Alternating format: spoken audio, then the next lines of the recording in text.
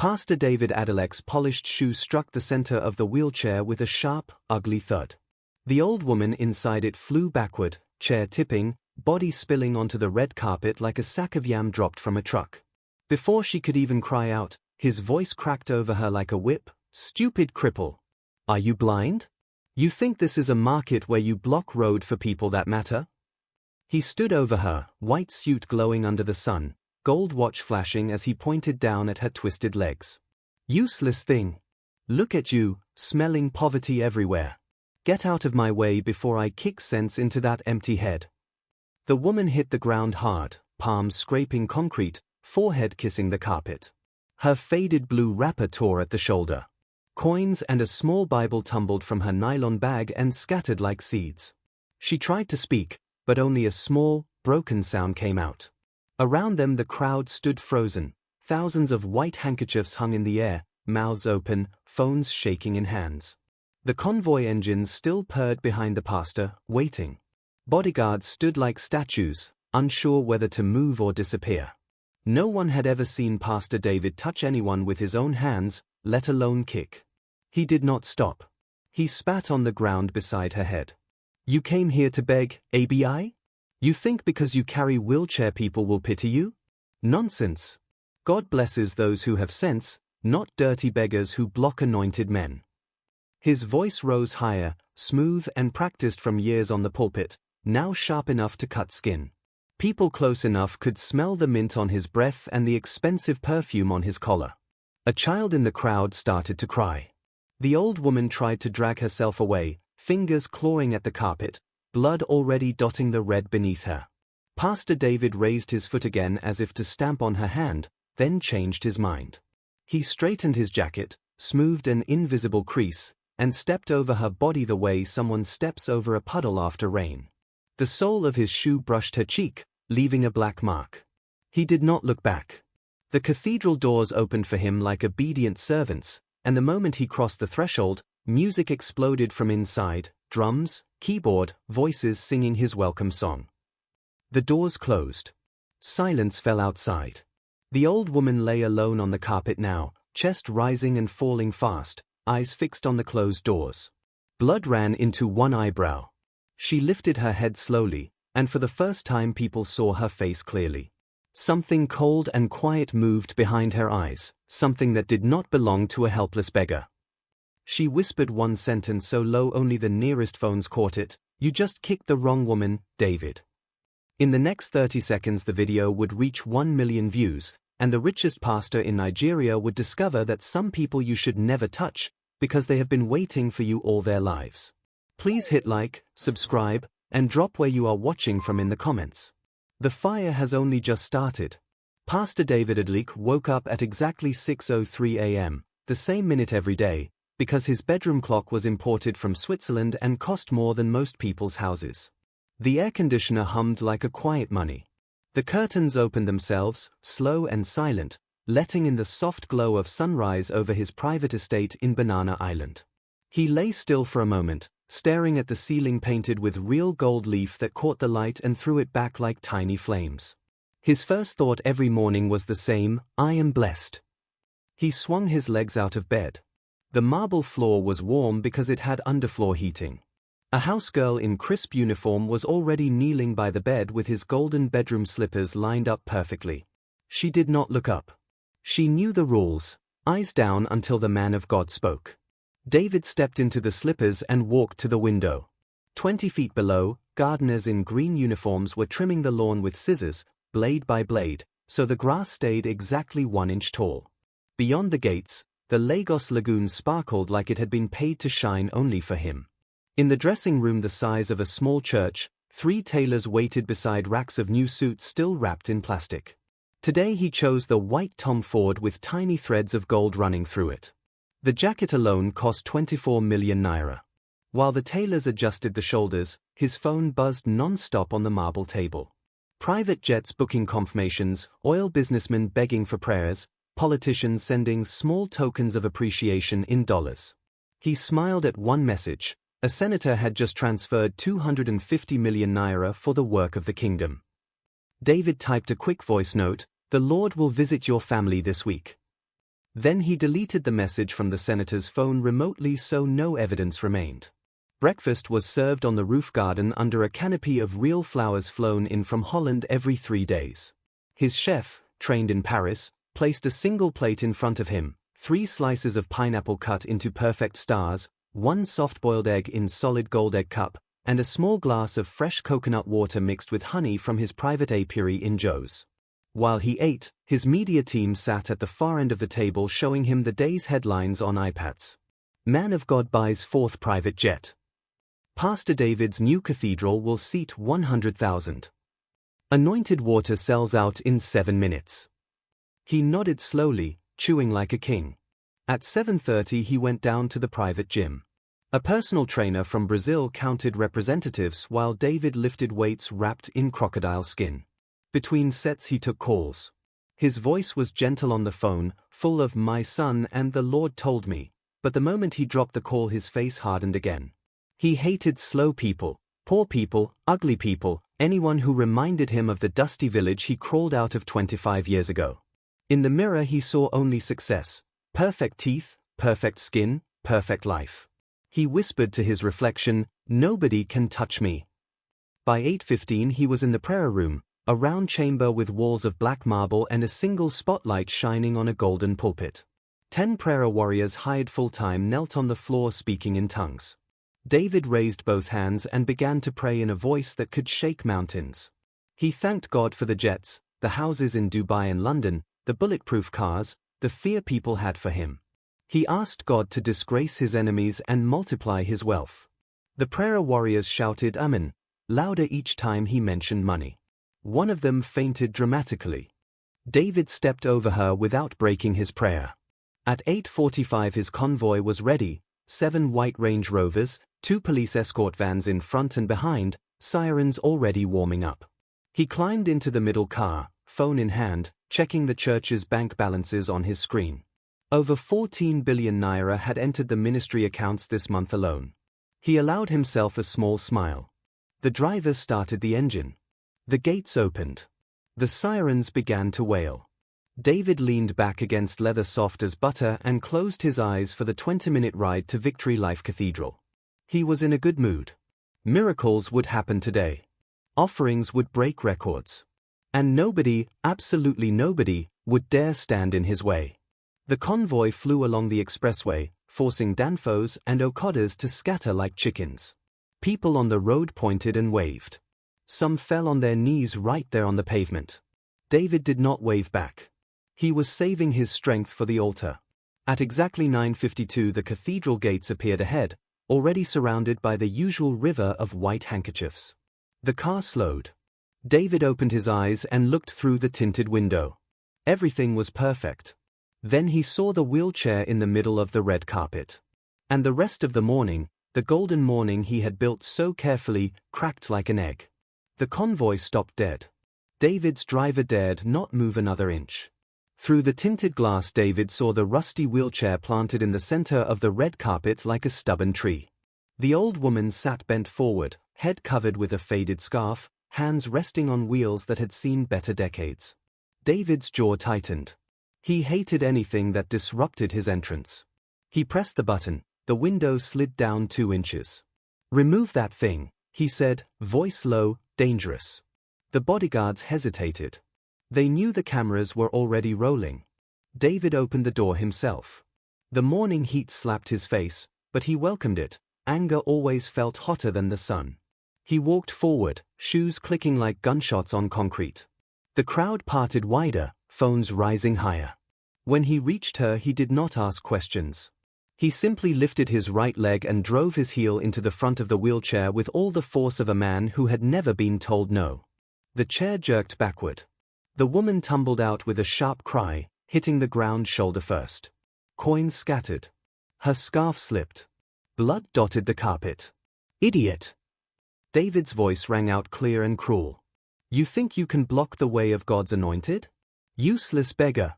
Smell of poverty is choking me." He spat beside her head, then raised his foot again as if to crush her fingers. She curled like a child. Someone in the crowd gasped. 1,000 phones caught every second in perfect silence.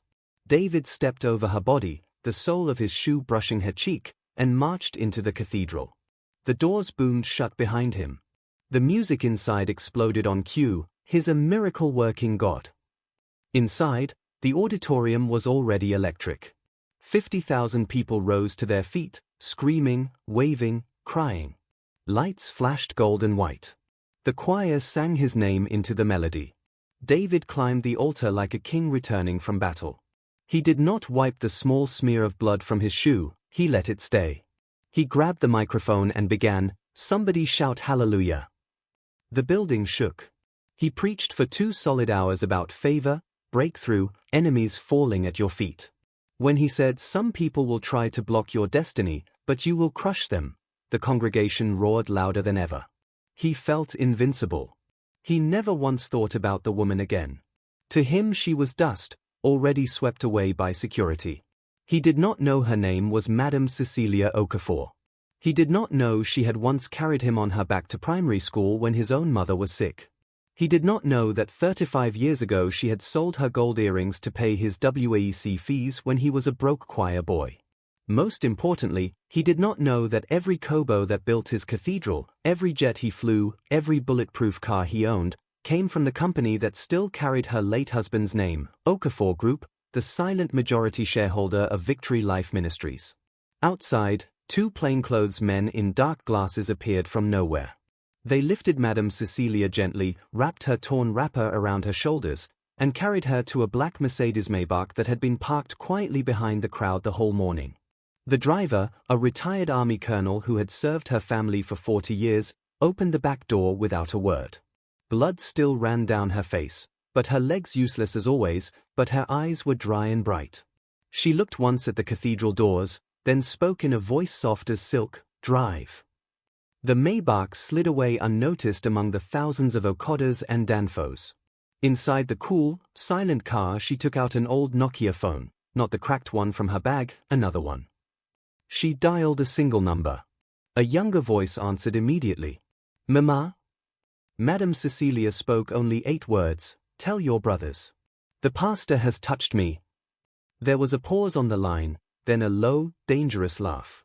"We are coming, Mama. Today." Back in the cathedral, David was in the middle of the miracle line. A woman with cancer fell under the anointing. The ushers collected offering in golden baskets. Offering readers shouted new pledges every minute. 5 million from Brother Emmanuel. 10 million from Sister Grace. David's chest swelled. He raised both hands and declared, "This is the greatest service we have ever had." The crowd screamed agreement. He still did not know that at that exact moment the video of the kick had reached 20 million views. He still did not know that the 3 Okafor brothers, each richer than whole states, were already boarding private jets from London, Abuja, and Dubai, all headed to Lagos. He still did not know that the woman he called useless beggar owned 65% of everything he stood on. And when the service finally ended and he stepped into his dressing room smiling, his phone buzzed with a message from an unknown number. It was a simple video attachment and 4 words, "Your time has finished." David stood in the private dressing room, sweat still shining on his forehead from the anointing. The unknown message glowed on his phone screen, a 10-second clip of his own shoe smashing into the wheelchair, followed by the words, "Your time has finished." He watched it once, twice, then threw his head back and laughed. The sound bounced off the marble walls like bullets. "Village people," he muttered, tossing the phone onto the golden sofa. "They think one small video can touch the oracle of God." He called his media pastor inside. "Clean it. Bury it. Pay every blogger 1 million each if you have to. By tomorrow nobody will remember that beggar." He was still laughing when he walked out. The convoy screamed home through Lagos traffic. Sirens cleared the road like magic. In the back seat he opened Instagram, 1.8 million new followers in 4 hours. The same video trended, but the comments praised him, "Man of God does not tolerate blockage. Witches must fall." He liked a few, posted a selfie with the caption, "The wicked shall flee when no man pursueth." Then he turned on Burna Boy and poured himself a glass of 1942 from the car bar. Life felt sweet. At the Banana Island mansion the staff lined up as usual. He walked past them without greeting, went straight to the cinema room, and told the chef to bring lobster and caviar. While he ate, he scrolled through more messages: governors begging for midnight prayers, a Nollywood actress offering anything for a miracle baby, an American televangelist inviting him to speak for $2 million. The video was still climbing, but his people had started pushing testimonies instead: blind eyes opening, tumors disappearing. By 9 p.m. the kick was sliding down the trends. He laughed again, louder this time, and told his peer, "See? Dust." Across the Atlantic, 3 private jets cut through the night sky like angry knives. In the first jet, Chike Okafor, the eldest brother, watched the video on repeat. His knuckles were white around the phone. He was 52, tall, quiet, the one who moved billions in oil blocks without ever raising his voice. He closed the screen and stared out at the dark ocean below. His mother's blood on that red carpet was the only color he could see. In the second jet, Emeka Okafor, 49, the loudest and shortest, punched the leather seat until his fist bled. He had built malls and refineries with the same temper. On the phone to his lawyer he shouted only one sentence over and over: "I want everything he owns on fire by morning." His pilot increased speed without being asked. In the third jet, Obi Okafor, 45, the youngest and calmest, sat with a tablet open to spreadsheets. Victory Life Ministries balance sheet, property titles, offshore accounts, every kobo the church had ever touched. He highlighted lines in red, then sent a single message to the family office in London: "Freeze every facility we ever gave him. Start now." He poured himself water, not alcohol.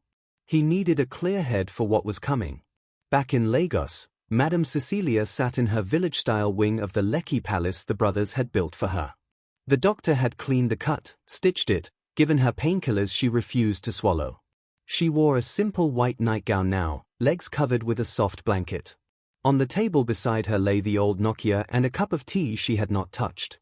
She stared at childhood pictures on the wall. One showed a thin teenage David Adelik carrying her market basket for 20 naira. She touched the glass frame once, then turned away. At 2:17 a.m. the 3 jets landed within 6 minutes of one another. No cameras, no protocol, just 3 black G-wagons waiting on the tarmac. The brothers did not hug. They simply looked at one another, eyes red from rage and long flights, and nodded. Chike spoke first: "She is awake." Emeka answered, "Waiting." Obi said nothing. He was already on his phone cancelling the church's line of credit with 2 European banks. They drove straight to the Lekki Palace. The gates opened before they arrived. Inside the sitting room their mother waited on a high-backed chair like a queen who had never left her throne. The brothers knelt, one by one, foreheads touching the floor the way they did when their father was alive. Madam Cecilia placed a hand on each head. When they rose, her voice was steady: "Not death. I don't want him dead. I want him to remember the dust he came from. Take everything. Leave him the way he left me on that carpet." The planning began immediately. Lawyers, accountants, media assassins, even loyal pastors inside Victory Life who had secretly hated David for years, all were summoned before dawn. By 5 a.m. the boardroom table was covered with documents thicker than Bibles. Chike drew one line across the ministry's organogram and said, "We funded 78%. We take it back in 48 hours. Emeka smiled for the first time, "And we do it in public." Obi closed his tablet and added softly, "He will beg on the same altar where he spat on our mother." At 6:03 a.m., the exact time David's Swiss clock opened his curtains every day, the first blow landed. Every church account overseas was frozen. The private jet hangar in Abuja received notice: aircraft repossessed. The construction company building the 100,000-seater cathedral got a call: all payments stopped, site belongs to Okafor Group now. David was still asleep, mouth open, dreaming of bigger stages. He woke to 78 missed calls and a house full of shouting staff. His phone buzzed with a new message from the same unknown number. This time only a picture: the 3 Okafor brothers standing shoulder to shoulder in the dawn light, and beneath it 4 words: "Good morning, man of God." David woke to the sound of his own scream. The Swiss clock still said 6:03, but the curtains did not open. The electricity company had cut the estate for unpaid bills nobody knew existed.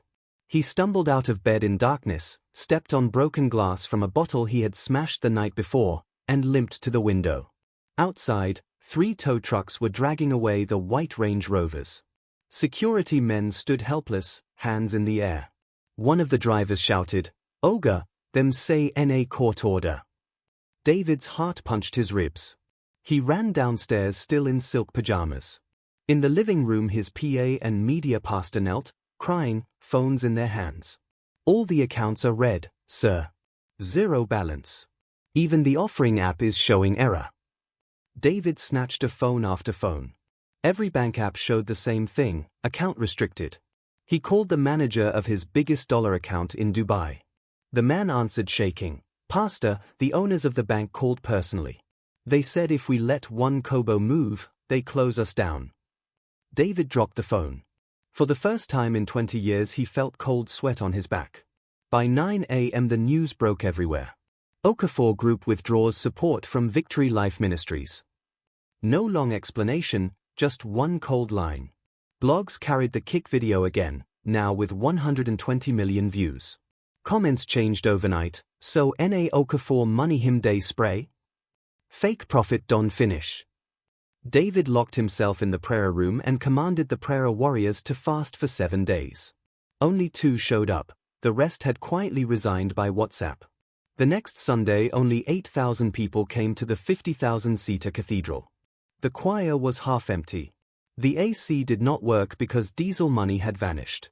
David climbed the altar in a suit that now looked too big on him. He tried the old fire, touch your neighbor and say greater glory. Nobody touched anybody. A woman in the 3rd row stood up and shouted, "Greater glory KO, greater shame NI," and walked out. Hundreds followed. Offering baskets came back with 5 and 10 naira notes and pure water sachets. Week after week the numbers fell. 20,000 became 5,000, then 1,000, then a few hundred diehards who still believed. Generators stopped because there was no money for fuel. Rain leaked through the roof nobody could repair. Birds built nests inside the Golden Dome. David stopped wearing white suits, he could not afford the dry cleaning. He started preaching in Ankara he once called village material. He began selling what he could. First the Rolls-Royce went for half price to a Yahoo boy who paid cash and laughed while signing papers. Then the Dubai apartment, the London townhouse, the private jets he no longer owned anyway. Every sale paid lawyers, paid staff for 1 more month, paid NEPA for a few days of light. His chef left. The gardeners left. The marble floors gathered dust. The golden egg cup disappeared. He later saw it on Gigi for 30,000 naira. One night he sat alone in the cinema room with one small generator coughing outside. He opened his Instagram. 28 million followers had become 4 million. Verified accounts he used to chat were posting throwback pictures of him carrying Madame Cecilia's market basket as a boy with the caption, "Remember where you came from." He threw the phone. The screen cracked exactly like the old woman's phone on the red carpet. He tried to run crusade in Abuja. Only 200 people showed up. The Canopy Boys refused to mount stage until he paid cash upfront. While he preached, NEPA took light. In the darkness someone shouted, "Man of God, command the light to come back NA." Laughter scattered everywhere. David walked off the stage crying. That night he drank himself to sleep with the last bottle of 1942 to be why the 6th month the cathedral gates were chained. A big red notice was pasted outside. Property of Okafor Group, trespassers will be prosecuted. David now lived in a 3-bedroom flat in Surulere his cousin rented for him. He still wore suits, but they just shone at the elbows now. He still carried a big Bible, but the gold cover had peeled. On Sundays he gathered 30 people in the parlor and preached with tears, begging God to restore him. They looked at him with pity, the same way he once looked at beggars. Late one night he sat on the small balcony watching Danfoss pass, palm pressed to his chest because the pain there never left. His phone, now a small Techno, buzzed with a message from the same unknown number that started everything. He opened it with shaking fingers. It was a new video, Madame Cecilia, healthy, elegant, sitting between her 3 sons at the reopening of the cathedral, now renamed Okafor Mercy Arena. The place was packed again, lights brighter than ever. At the end of the video the camera zoomed on her face. She looked straight into the lens and spoke softly, "This is only the beginning of your suffering, David. Hit the like button and stay tuned for part 2.